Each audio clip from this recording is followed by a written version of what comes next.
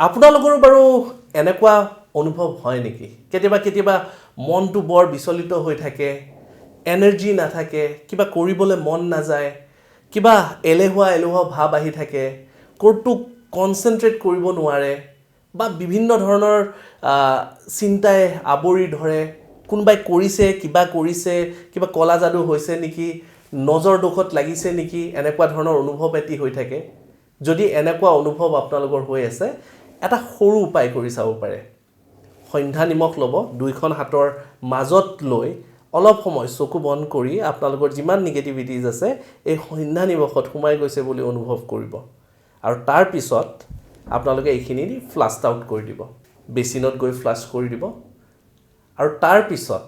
আপোনালোকে দেখিব লাহে লাহে এইটোৱে আপোনালোকক ভাল ফিল কৰাব কিন্তু 7 দিন একেলেঠাৰি কৰিব খুব চমৎকাৰী ৰিজাল্ট পাব ধন্যবাদ আপুনিও যদি কিছুমান সমস্যাত ভুগি আছে আৰু ইয়াৰ সঠিক সমাধান বিচাৰি পোৱা নাই তেন্তে ইয়াৰ সঠিক সমাধানৰ বাবে আজি যোগাযোগ কৰক বিক্ৰমাদিত্য এষ্ট্ৰো এণ্ড স্পিৰিচুৱেল চেণ্টাৰক যোগাযোগৰ নাম্বাৰ 8822 332200